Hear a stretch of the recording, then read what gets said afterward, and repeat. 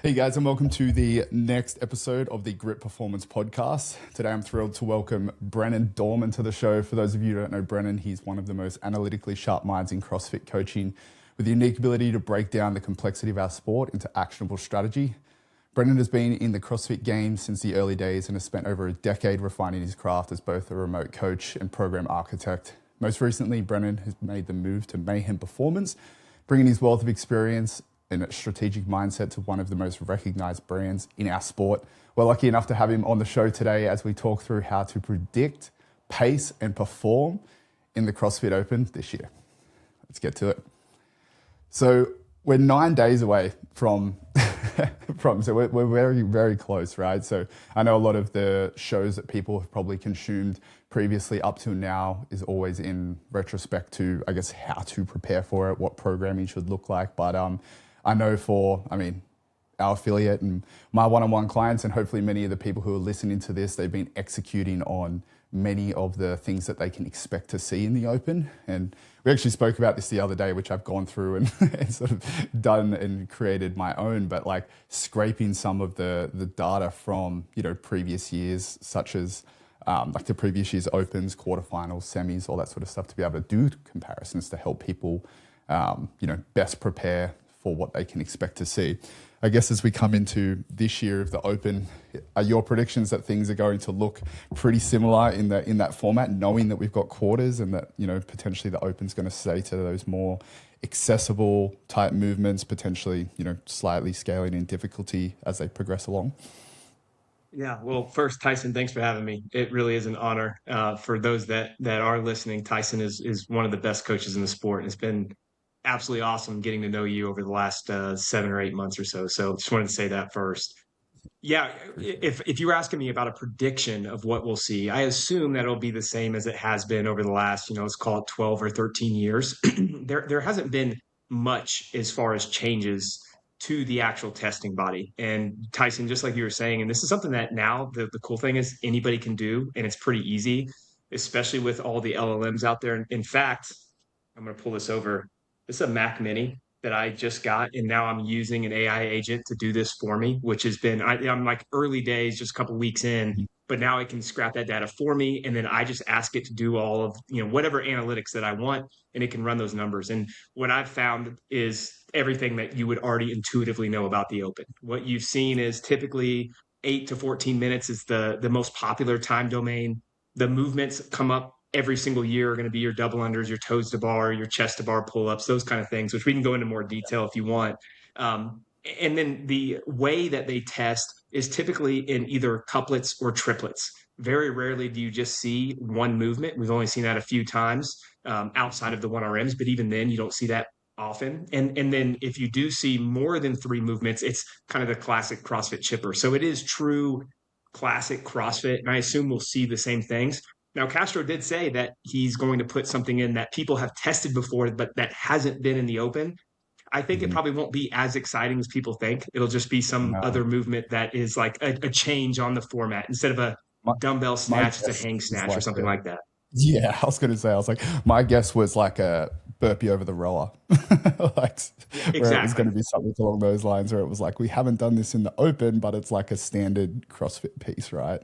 Yeah. So in my head, I was like, It, it's definitely going to be something like that. People are probably like mentally preparing for some, movement, but I'm like, it ain't that. It's yeah, definitely just some cartwheels. like, yeah, yeah, it's definitely going to Yeah, just be I like think some. I think you're spot on there. It's going to be something that we've all done before, but maybe just a slight change. So if it's a burpee, instead of it being to a 6-inch touch or a bar facing, it'll be a burpee over the rower. Or again, if it's not toes to bar, it'll be toes to rings.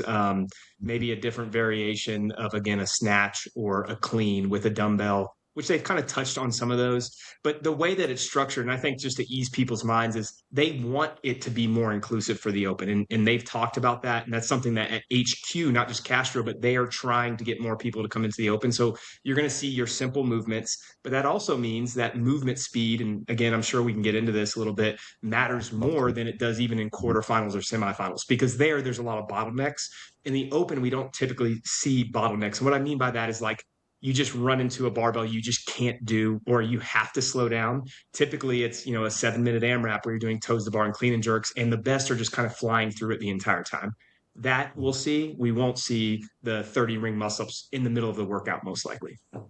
Yes, yeah, very true. And it's one of those things now where the higher levels of the sport, when you look at workouts like the Open, it's like the volume is not the problem. It's like you said, it's just the movement speed. It's like when you look at the difference, it wasn't like, oh, did this athlete get to a volume that sort of exceeded their ability to continue to perform? It was just like who was able to sustain the highest movement speed possible.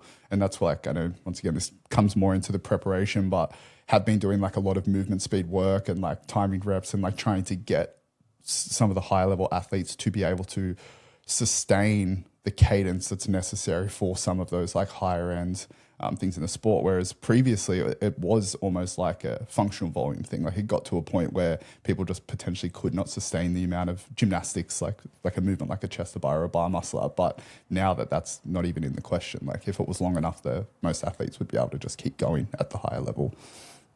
Yeah, totally agree. At the highest level, it purely is movement speed. And if the Open was what got you to the games, I would train all of my high level athletes just on movement speed. Obviously, it changes in quarterfinals and it changes even more so at semifinals, where now strength and strength endurance matter more. And we've actually seen this, by the way, with just the body types that are getting to the games. 5 years ago, really kind of like pre-COVID and then into COVID that year after, the average male was about 5'9" and 190 pounds. Now it's closer to 6 feet and 210, 212 pounds. And it's not just that bigger guys are coming in the sport. It's self-selected for bigger athletes because we've seen more ergs tested, which obviously being bigger is going to make it easier to produce more power there, and heavier barbells.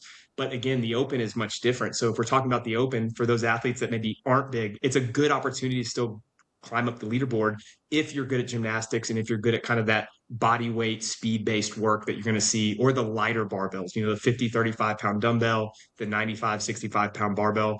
Those are probably what we'll see in the Open, and it's good to get practice on that and make sure you're as efficient at those movements with, again, to your point, Tyson, like a really fast cadence on those, and that's going to allow you to move up the leaderboard faster. Yeah, for sure. And when you actually, just to touch on the body type or like the archetype of the people who are actually making their way to the top of the sport, do you see that trend being something that's going to continue moving forward, especially when you think of maybe some of the other influences on the sport, like the bigger brands that sponsor it and they're producing machines that the sport's then going to continue to utilize? Potentially the athletes do get stronger, so the bars continue to just get heavier to essentially create bottlenecks for those athletes as well. Like, is that a trend that you sort of see, or is it something where, like all things in the world, economic things become cyclical and there's going to be a shift where they're like, nah, we're taking it back and like we're programming bias more towards this and we're going to remove a bunch of the like machines and the things that sort of influence those bigger athletes doing well? Yeah, it's funny you asked that, because I was having a conversation with someone the other day, another coach, about this. I assume that bias will continue because of what you mentioned, and that's the sponsors, and they want more ergs, for example. And it is fun to watch people lift heavy loads. So I think that Yeah. bias will kind of continue, at least at the higher levels of the sport.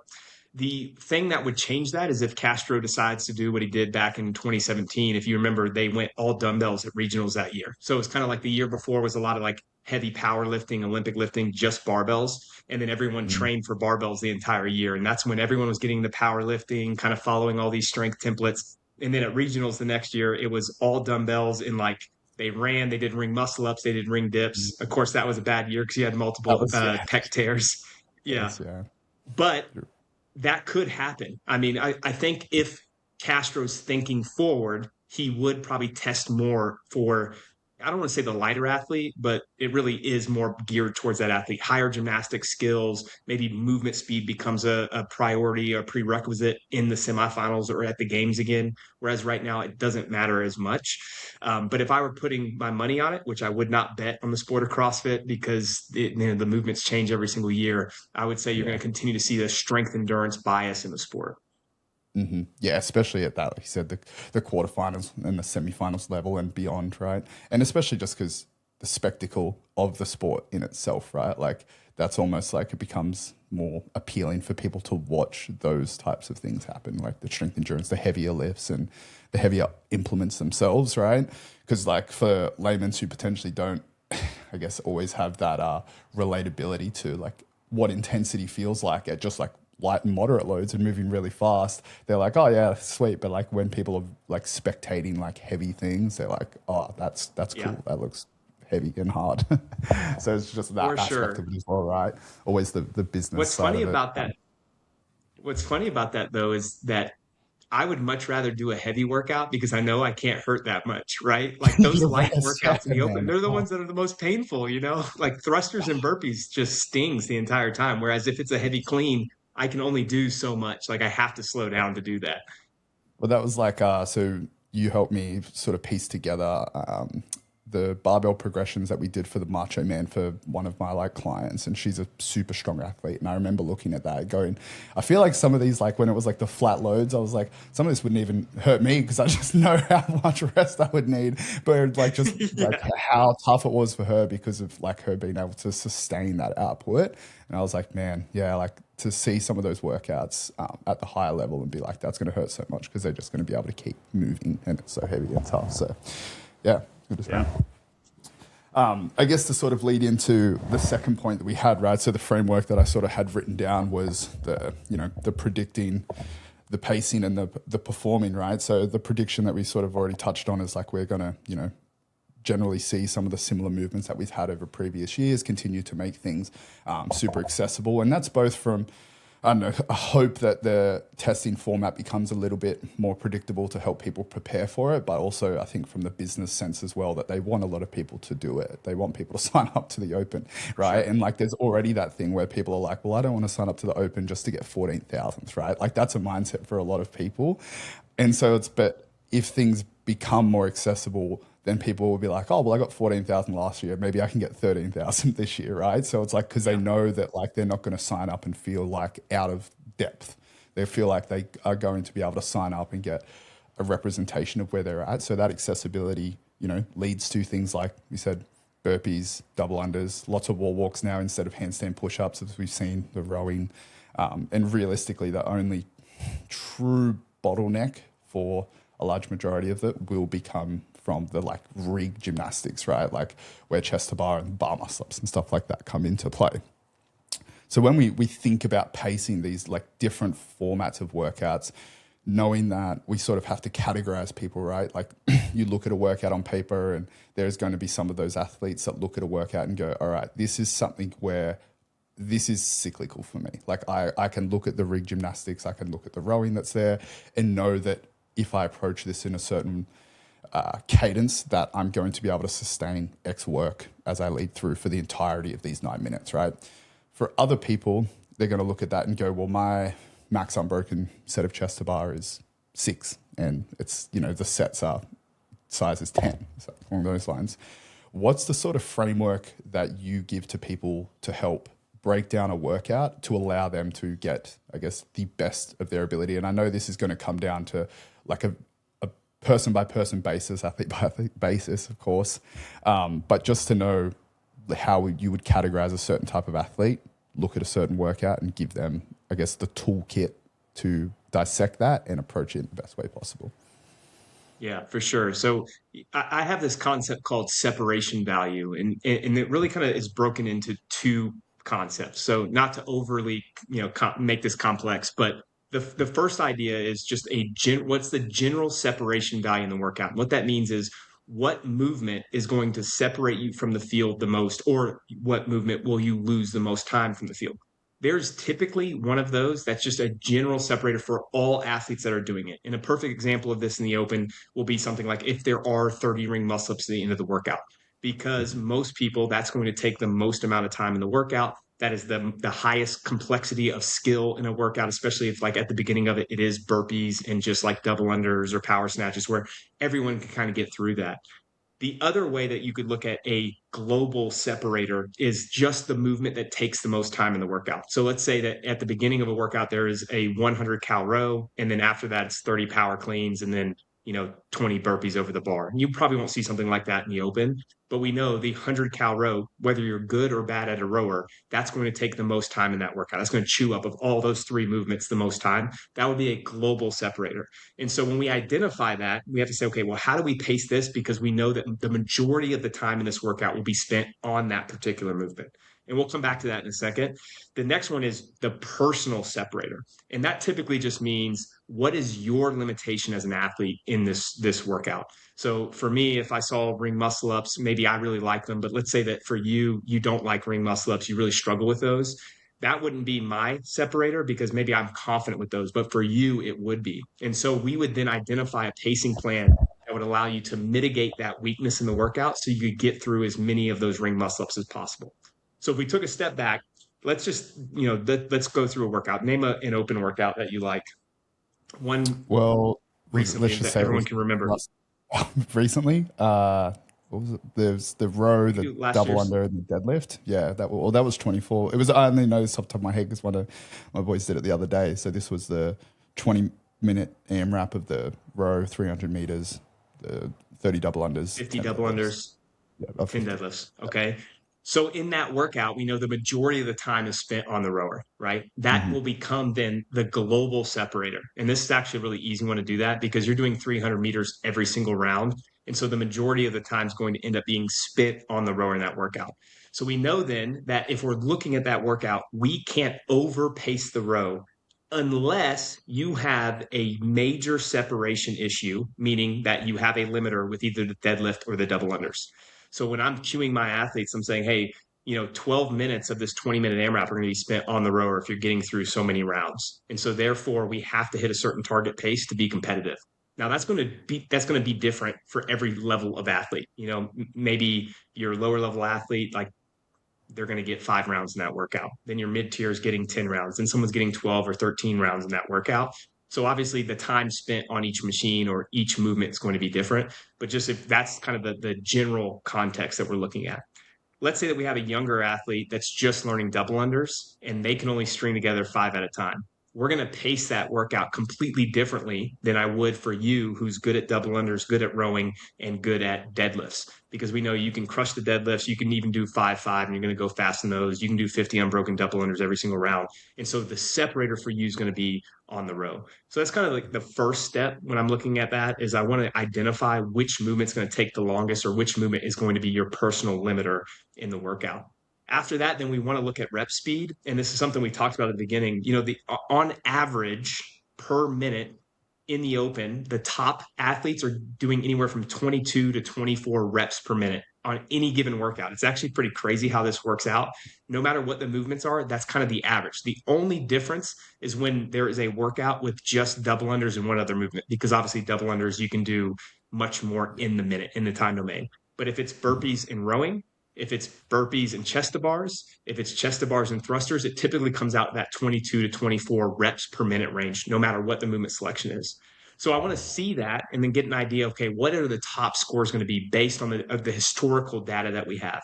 And so I can kind of get a feel for how fast someone needs to be to get a top score versus maybe a top 10,000 score, top 5,000 score, just based on, to our point earlier about scraping data and then going back and looking at these trends over the last decade or 12 years of kind of like these open performances that we see. So once I do that, I can get an idea of, well, if it's rowing, if it's deadlifts and it's double unders, I know how long each of those movements should take for top athletes, again, top 5,000, top 10,000 athletes, and then break down how long a round should take. Once I know how long a round should take, I'm reverse engineering that back out to what the time domain is for the workout. This is 20 minutes. And then I can get an idea of exactly how many rounds we should get if we pace it perfectly. Now, Yeah. to your point about different athletes being good at different things, and obviously they're just different levels of conditioning in the sport.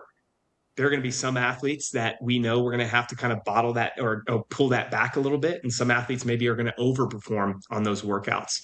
That's where being a good coach, and for all the athletes, I tell athletes this all the time, you have to own your program. You got to know what your paces are on these things before you get to a workout. You should know, if I have 10 deadlifts at 185, 125, how I'm going to break this up from the beginning and how fast is a rep. For the best athletes in the sport, a deadlift takes 1 second per rep. For most athletes, it's usually like 1.1 or 1.2 seconds. It's really not that big of a drop off. Double unders, you should be able to do 2 reps every second. On the rower, obviously, it's going to be a little bit different because it changes based on body size and rowing efficiency. But at the top level of the sport, in a 20-minute workout, they're averaging about 150 for men and 201, 202 for women. And then obviously there's this drop off. But the whole point of all that is you start collecting this data as a coach to know where everyone is. And then as an athlete, you should know those numbers as well. So if I see a workout that comes out that's thrusters and burpees, I'm asking my athletes, hey, how long does a thruster take you? If you do a workout like this, what's your average pace? And they should know that. And how long does a bar facing burpee take versus a burpee over a rower versus a burpee to a 6-inch touch? Athletes should also be collecting that data. Now, one tip for coaches out there, they should be reviewing this footage and having some notes in their athlete profiles on how long it takes them based on their training. So one thing I like to do is when an athlete posts a video, they're prepping for the open, I'll get some numbers just based on a middle round. So I never take the first round, I never take the last round. I go to the fourth round of a workout that's maybe 8 rounds long. Let's say it is thrusters and burpees. And then I just time some reps. How long is the average thruster taking in this 8-round workout? Okay, 1.9 seconds per rep. How long are burpees taking? They're taking them 4.5 seconds per rep. They're way too slow on burpees in this workout, but I want those numbers so that when we start building out pacing plans, we have an idea of where they're going to be. Yeah, to help set some realistic targets. And I guess when it comes to like knowing that rep speed as well and comparing that to someone who may not have the muscular endurance to sort of, I guess, representatively show that in a workout, and it comes to breaking reps down into more bite-sized sets. Like one of the things that we see a lot of people do quite commonly is if they look at a set, you know, like let's use the chest to bar set of 10, for example, and this person's like, well, I can do 10 unbroken, right? But the breakdown of that, they're pushing themselves to, you know, almost complete muscular failure, getting to that point where it's like, you know, they're recruiting those like high, like FT, like motor units to basically like they're grinding through reps. So when it comes to formatting a pacing plan to be able to sustain something that is, you know, applicable to the time domain, what are the sort of guidelines that you're giving to people? Is it as simple as like, all right, if there is something like wall walks or handstand push-ups, when we're trying to cut it, you know, AMRAP -2, -3, or like to the point where you're not grinding through reps? Is it as simple as just like, hey, whatever rep range that we decide to do, I want to make sure we never get to the point where that rep becomes any slower than X, or, you know, that it doesn't feel like Y? Yeah. So for higher level athletes, I rarely give them pacing plans anymore because I like it, honestly, especially with the top athletes. Hey, go by feel and you get more information based on that, especially in earlier on in competition, the open, quarterfinals, semifinals. Then you're really aggressive with their pacing plans for the game. Sometimes it's still based on feel. For most athletes, though, this is actually a trainable characteristic. And the concept is maximum rest time. I much prefer this than them going by field. So what the concept means is you pick based on your training, which we'll go back to in a second, what your maximum rest time should be in a particular workout. And that maximum rest time will change based on the movement combinations, the limiters that the athlete has, which we just talked about, and the time domain, right? So in a 20-minute workout where you have chest to bars every single round, that maximum rest time will change compared to the 4-minute workout where it's like, hey, everyone just has to go fast and you have to condense that maximum rest time. But what that means is, let's just say, to make this super easy, I identified that this athlete needs a 10-second maximum rest time, meaning their rest should never go over 10 seconds in this workout, which, by the way, is extremely fast. Like, you rarely see this unless you're at a top level in the sport, because everyone thinks they're resting for 10 seconds and you watch your video and it's 30 or 40 seconds, Literally right? about to say, it's like, you know, you review footage for someone. You're like, how long do you reckon you had in between like sets here? They're like, oh, probably like 10 seconds or so. And you're like, watch your back. It's like 15, 16. It's like still going up. And they're like, man, it's just like, you don't realize in the moment, right? Totally. And that's why I say it's trainable, which again, I'll talk about some ideas and just like very simple concepts in a second. But let's say that it is 10 seconds. We have a decent athlete, like someone that's really good at chest to bars, to use the example that you just gave. And let's say it's a triplet. It is 15 minutes long. So, you know, you're going to get quite a few rounds, and it's dumbbell power cleans, double unders, and chest bar pull-ups, like something that's pretty grippy. So everyone needs to break this. There are going to be people that are, you know, not to be mean, but stupid and go out hot and do unbroken sets of chest to bar. Unless you're at the top level of sport, I don't think that's ever worth it, especially when there's a lot of grip fatigue involved. Let's say each round you have 12 chest to bars. Let's just say it's, you know, whatever, 12 dumbbell power cleans, 24 double unders, 12 chest to bar pull-ups, which is just like, that'd be a nasty combo because the power cleans would be way harder than anything probably. But when they get to the chest to bars, from round one, I would say that you set a 10-second maximum rest time, and we're not going to start with unbroken sets. So it may start for a decent athlete at 6, rest a certain amount of time, 6. And it is based on their ability to go into the next round or the next set of 6 and do it unbroken. So in other words, they do 6. Let's say the first round, they rest 5 seconds. So they haven't hit their maximum rest time. They do another set of 6. Round 2 comes, they do 6. And their goal again is to do another 6. They rest 8 seconds. They do their next set of 6. Now they're in their third round. They do 6. And they realize there is no chance that I can do another set of 6 unbroken without resting longer than 10 seconds. Again, that's my maximum rest time. So then I cue my athletes, okay, now you're going to break it down to do 3 and 3 to finish out that set.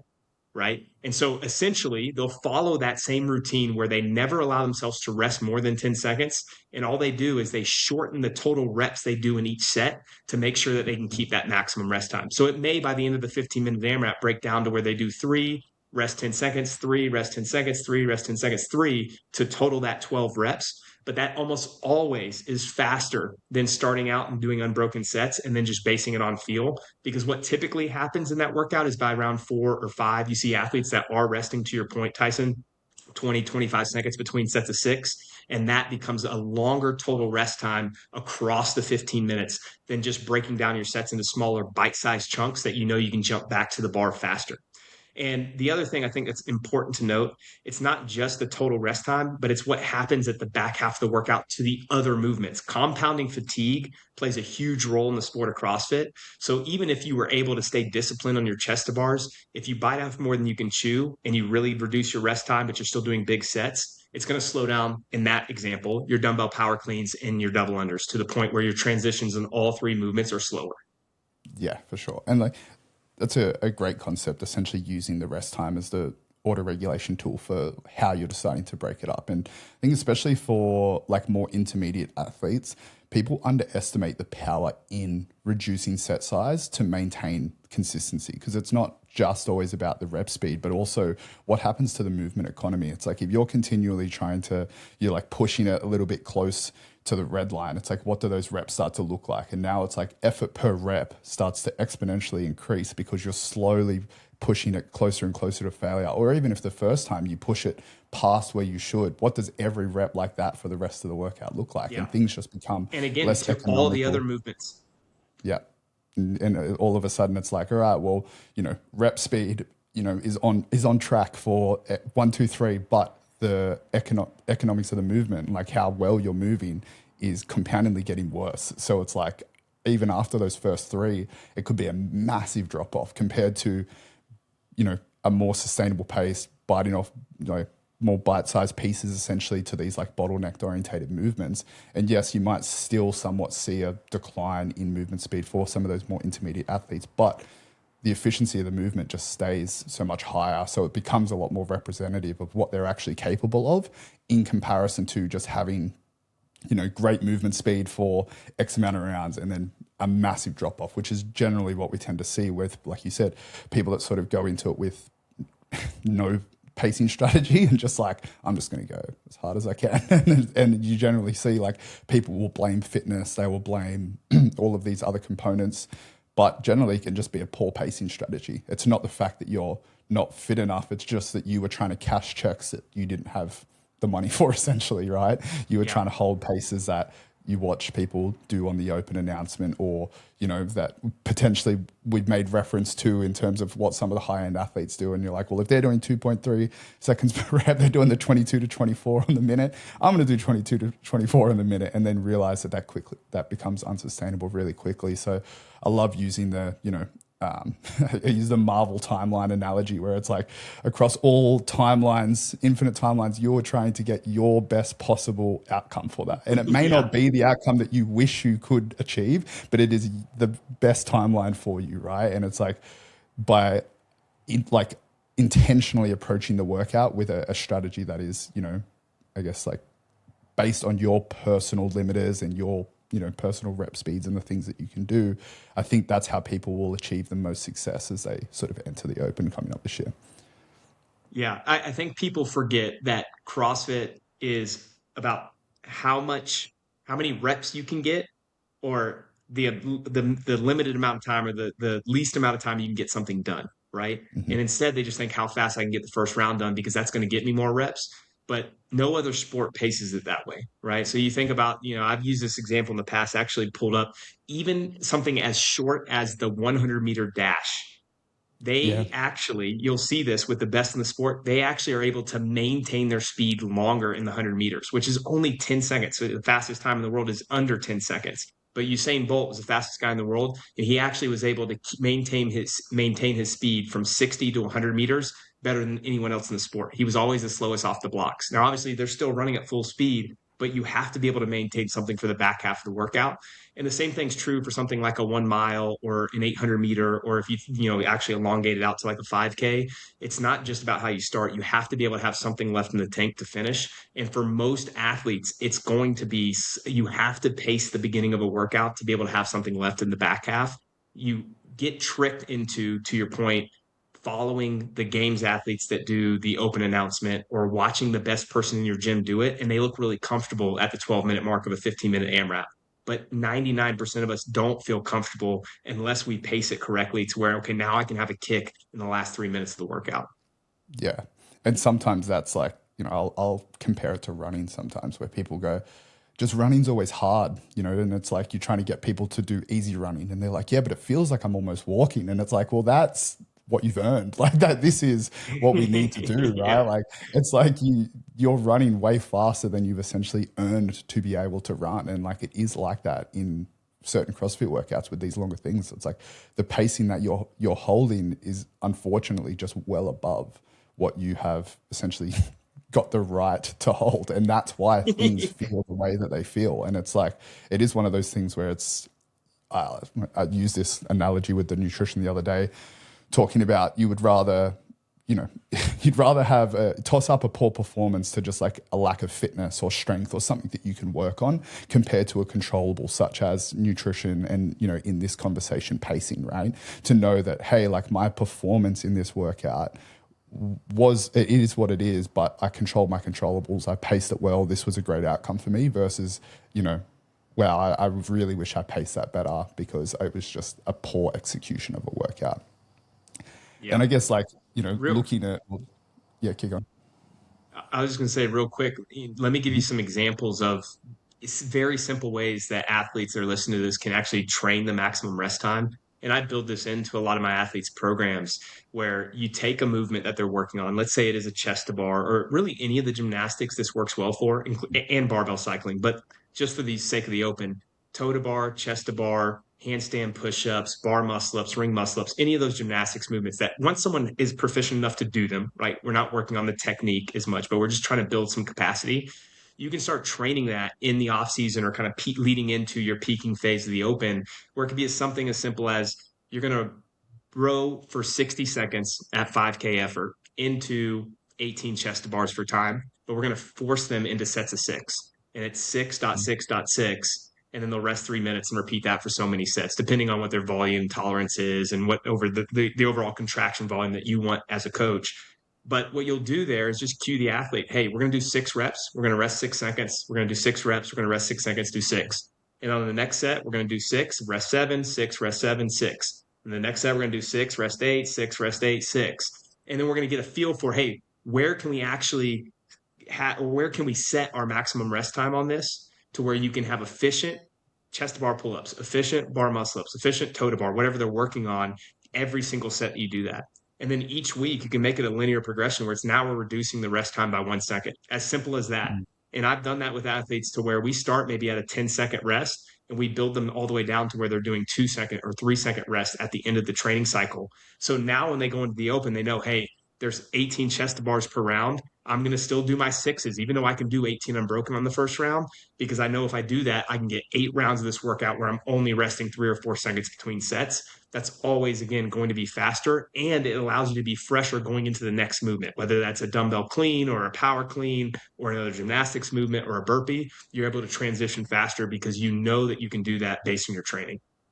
Yeah. And outside of like the training adaptations for those specific movements, like one of the most valuable things from that is building athlete IQ, like giving the athlete a tool Totally. to help go through workouts on their own and have the ability for them to dissect it and not just always lean on like this external source, whether that be a coach, and gives them more autonomy in their own movement. Because, you know, as we know, it's like a lot of the time when you are out on the floor, things maybe feel different to what you expected. And to be able to build the autonomy through progressions like that to get an idea of how you could individually pace things is a huge, huge value. And like building that athlete IQ is a huge tool for, you know, athletes that do care about competition and care about, you know, the sport of fitness.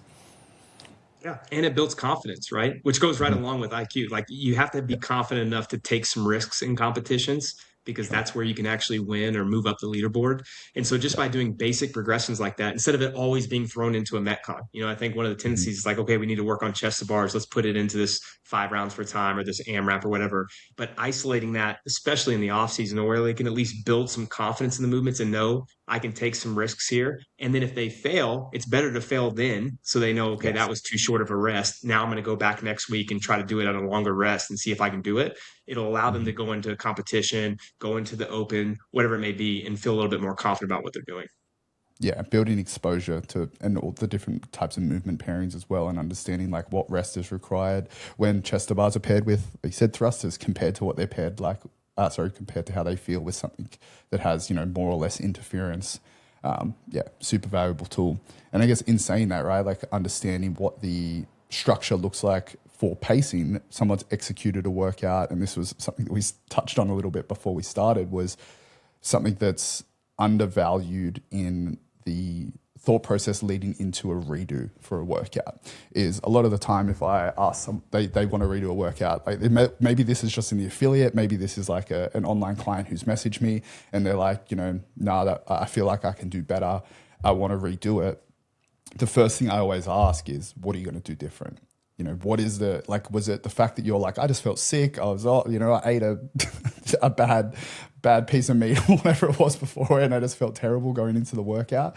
Or is it this like, you know, expectation of themselves that they were just soft and they didn't push hard enough, and they're like, I've just got to have more dog, right? And normally if that's their response, I'm like, nah, we need more than that. Like we need to have a look at split times. We need to break this down. We need to see where we can make up time, where we lost time, right? What's a framework that you utilize as a coach if you're, you know, going through with a client, with an athlete, how they can better improve on a redo? Yeah. Well, I always ask the athlete the same thing, Tyson. So I think that's really good, because most people just think if I go a little bit harder or if I'm tougher, and that rarely works. I think some people, that is true, that they're scared the first time. And so they maybe don't go as hard as they should. And then especially if it's simple movements, they push a little bit more and they get a better score or more reps the next time. For most athletes, though, it typically is a pacing issue, or they didn't handle going back to that separation value concept, their personal limitation the way that they should. And so I always tell them, hey, let's go watch your video and let's break it down. And there's a couple of things that are like almost like freebies that they should look at first. And one of those is just transition time. Were there wasted transitions? Sometimes they're not. Like sometimes you needed that 15 or 20-second transition because you were just so blown up already that you needed to wait before you started your next set of power cleans or chest bar pull-ups. And so if there are some that were, they tripped on their rope and then they had to pick it back up, it's like, okay, we can clean those up really quickly, right? And so we identify those first. And it could be as simple, like I've had athletes back when there was the power snatch and double under workout, they did that a couple of times. This was a decade ago now, but I had one athlete that literally we just changed the position of their rope and it sped up their total, or they got like another 15 reps in the workout just because they didn't trip over their rope. It was right next to their barbell. So you can do simple things like that. The bigger picture, though, is actually walking through round by round. And what I like to do is see the round by round splits and the movement by movement splits. And so, in other words, if we went back to that same example we just gave with dumbbell power cleans, double unders, and chest to bar pull-ups, I'm going to take splits of each round. Let's say it was 10 rounds of the workout. We'll look at all 10 rounds and see how much did they deteriorate from round 1 to round 10. And then I'm going to dig into each round a little bit deeper to get an understanding of which movements were actually deteriorating the overall time in the workout. So let's just say it is chest to bars, since we already gave that example. And that typically, something like that would be the chest to bars that kind of go. So then let's say first 3 rounds, it's all the same time. And then round 4, they started to have some deterioration. Round 5 got a little bit slower. And then they were 30 or 40% slower by round 7. And then like almost double the time on round 10. We'll start to identify what we can do or what we can change in the workout to go ahead and reduce that total, like the total time of those last 6 rounds of the workout.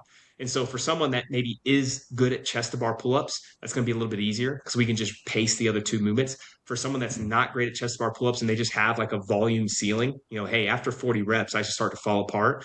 Then we're really aggressive with how we pace the entire workout. And so I may actually have them go out and chunk up the dumbbell power cleans, break up the dumbbell unders, and break up the chest to bar pull-ups even more to make sure that we hit a certain time on each movement. And I'm out there on the floor with those athletes, typically giving them the calls in on their retest to make sure that they're going at the right time, because it's still the tendency is to go out too hot early in those workouts because you always feel good, especially if that volume ceiling. I feel good for the first 40 chest to bars and then they just fall apart. Or everyone's experienced this with handstand push-ups where it's like, yeah, those first 20 feel really good. And then as everyone knows, once your shoulders go, you just can't do anymore. So what it looks like is maybe they started with unbroken rounds for the first 2 or 3 rounds, and they started breaking up their chest to bars, and they actually paced their chest to bars well, but there's still a lot of deterioration. I'll go back into the workout and say, okay, now we're going to do 6 dumbbell cleans. We're going to rest 5 seconds and do 6 dumbbell cleans. Then we're going to go 25, 25 on our double unders. And then we're going to do all 3s on our chest to bar pull-ups. And sometimes there's some pushback there because it's like, well, then I'm going to be 35 seconds slower in my first round compared to my first round last time. But I always try to communicate to the athlete, again, it's about how many rounds we can get. And if we can then just average that same split across all 10 rounds, that means you'll get an extra half round at the end. So I'm trying to play that reverse engineer game of looking at their total rounds and seeing where that deterioration happened, and then seeing if we can cut down on some of that, loss of speed in the last 5, 6 rounds of the workout to keep it a little bit more like an average pace across. And that typically is better for most lower level athletes. Yeah, it's essentially a numbers game, right? We're looking at like where we lost time, where we can make up time, and you like even just from an energy system perspective, a lot of the time, if people's early rounds are once again way faster than they should have been, the ability to recover from that in the later rounds is obviously a lot harder than if things are essentially ramping up, right? If we are sort of starting at something that feels a little bit more sustainable, and then we're essentially trying to maintain that speed, plus, always hopefully trying to have some sort of like kick at the end, right? Where it's like, if generally that kick at the end doesn't feel like it's there, I mean, depending on the workout, it can sometimes just be, hey, maybe I sort of pushed a little bit too hard, and what felt like I was sustaining was realistically me just holding on. Like I was really just trying to, grasp at like whatever was there versus feeling in control and feeling like I did have. And you're right, like sometimes it just requires for the person to do it the first time to even have this, because they've got to get the feel. They've almost got to know like what to expect in terms of the feel. Like you said, people sometimes are a little bit, reserved because they know how much it's going to hurt, and once they sort of have processed that, they're like, all right, I know what I know what I'm expecting now going into this. And then that way it's like the plan can both be like analytical, but the athlete also has a good like quote unquote feel for the workout. So the internal dialogue as they go through that is sometimes a little bit more confident knowing that there is a plan as well. Sometimes the first time it's like they're treading through unseen waters before, so it's like they don't really have an expectation for themselves. Yeah. And by the way, it works the other way too. I've had plenty of athletes that have overpaced because they were scared of blowing up in workouts. And I'm sure you've had these athletes too, where then we change it to where they're actually starting out faster.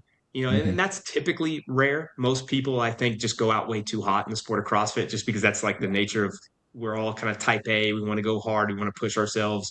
If you're in like a Friday Night Lights environment, you're really excited. So you just go out with your friends and you're trying to hang on. Obviously that never works, but there are those athletes that maybe are like, I'm worried about the chest bars at the end of this workout. So I'm going really slow to start. And then there's no catching up. So there's this very fine line. You're walking a tightrope in everything you do in CrossFit, especially in those kind of, 10 to 15 minute time domains where you can't overpace, but you can't go too hot, right? Like it's this, like you got to go right on the edge of your threshold until you kind of get to those last couple of minutes.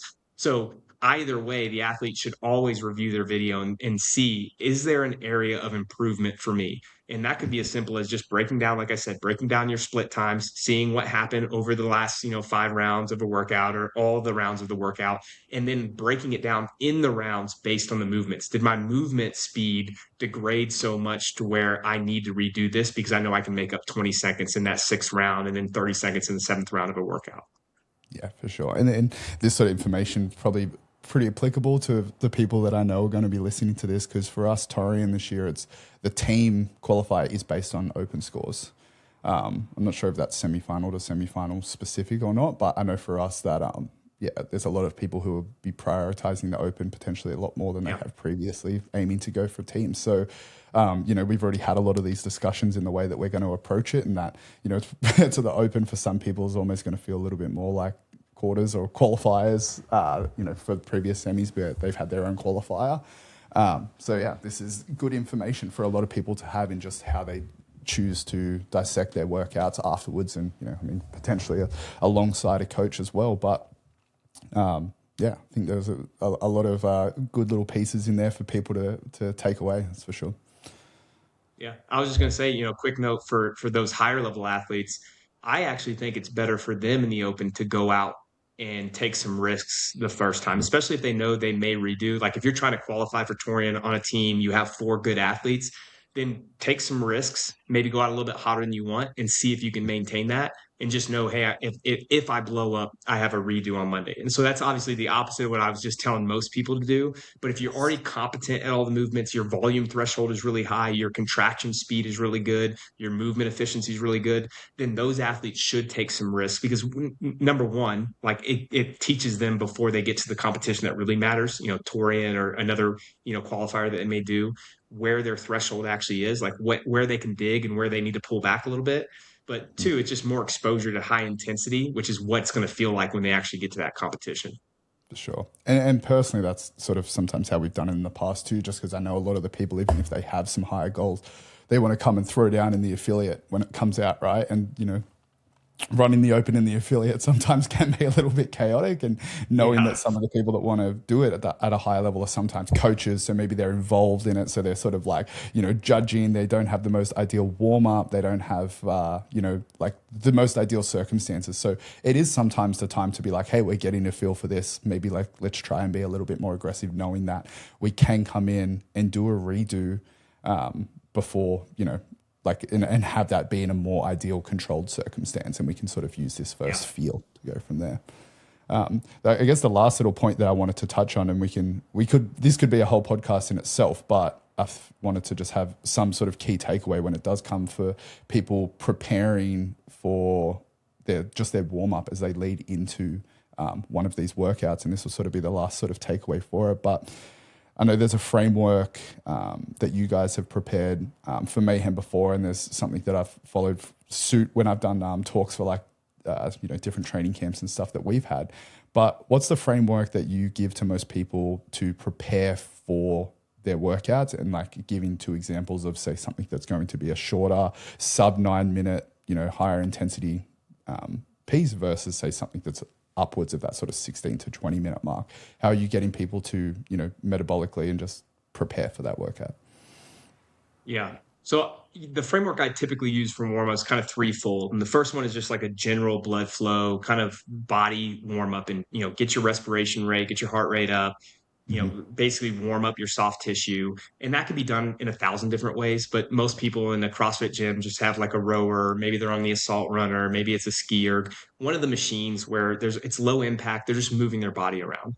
And then the next phase is going to be a specific joint warm up. And I really prefer that the athletes do 2 things in that. Number one, they warm up any joints that they have limitations on, even if they're not in the workout. So let's say it's a lot of lower body and I have some kind of shoulder issue. I'm still going to tell them to make sure that they're doing some kind of joint specific warm up for the limitation that they have, because it still shows up in the workout. Like if it is thrusters, you're still using your shoulders, or even if it feels like a lot of lower body and you're on the rower, we still want to make sure those problem areas are taken care of. And then even more importantly is the joints that you'll be using in that workout. So again, if it's like I don't know, let's use the thruster example again. I'm really focused on my hips, my knees, my ankles, and then obviously you're still going overhead to your shoulders. But we want something that's specific to open up those joints, to activate those joints, make sure they're turned on, they're relatively loose, you're able to actually rock and roll. And then the third step is a specific warm up to the workout and the energy systems that are tested in the workout. And to your point, that's going to change based on the time domain. Typically, the rule of thumb would be if it's a shorter, higher intensity workout, most workouts that are short are going to be high intensity. You actually want a longer warm up. You need to make sure that your nervous system is prepared for that. And you need to make sure your energy systems are prepared to go really hard, which means that you need to make sure that in your warm up, you're getting your respiration rate and your heart rate as close to what it will be in the workout as possible. And most people are terrified to do this because, as we all know, you're essentially getting the max heart rate in those short workouts. Like if it's a 6-minute sprint in CrossFit, by 3 minutes in, you're dying already and you're gasping for air. But you need to get close to that in your warm-ups. If it's a longer workout, typically you can actually reduce the total time of your warm-up because usually the intensity is a little bit lower. Now, with that said, in the open, the longest that we'll see is probably 20 minutes, and the movement contractions are so high. I still want a pretty long warm up because the intensity, even if you're not that good of an athlete, is really high. So in 20 minutes, you're going to be moving the entire time. It's nonstop. You're most likely going to get at max heart rate. You're going to do 100 thrusters or 100 chest to bars or 100 burpees. There's just so much volume in the sport of CrossFit. I actually keep those warm ups pretty long.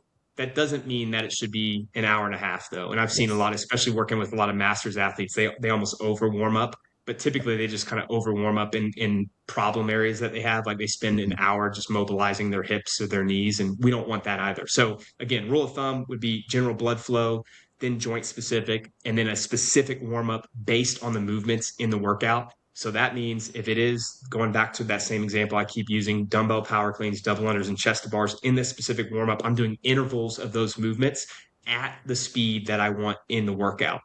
I also cue athletes in their warm ups to set it up just like it will be in the workout and work on transition timing. Obviously, it's not as realistic as when you're in the workout. But if I know that I have my pull up bar, let's say in CrossFit, they say it's got to be 5 feet away is where your dumbbells are. And then your jump rope has to be 5 feet away from that. Typically they'll make you pick, put the lines down, whatever it may be. Then I'm going to have them set it out like that. And as they do their intervals, they're thinking about movement economy, movement speed, and transition timing to get in and out of the jump rope, in and out of the dumbbells. How am I going to pick them up? What am I doing with my first rep? Am I jumping right into my first double under? Or am I doing a single before that? However they want to warm that up, but they're thinking through those things so that when they get to the workout, they're prepared for it and they're able to attack it with some intensity.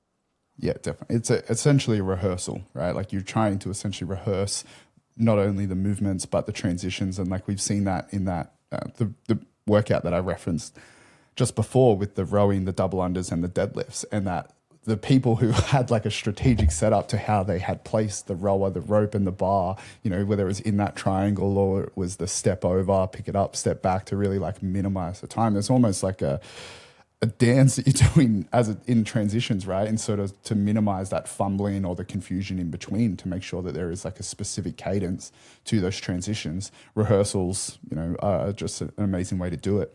And the same that you sort of, just to sort of rehash on what you said, I love using the car crash analogy, which is, you're trying to meet the workout where it's at, right? It's like a car hitting a parked car versus a car hitting a car that's going the same speed is going to feel a lot different, right? Like if you sort of aren't sort of meeting the demands of that in your warm up, you're gonna feel it as you get into it. And it's just riding that line between creating excessive fatigue, but also, so not over preparing essentially and creating unnecessary fatigue, but also, ensuring that you are adequately warmed up. And I find it's probably more common that people don't warm up adequately. Like there is some people I find that they over prepare, but I would say that especially when it comes up to qualifiers and I write out sort of like the prep routines for people, most people look at that and go, that's a lot, because they're afraid that if they do too much, it's like, well, if I do 20 reps here, I'm going to lose 20 in the workout. I'm like, no, unfortunately, that's not how it works. But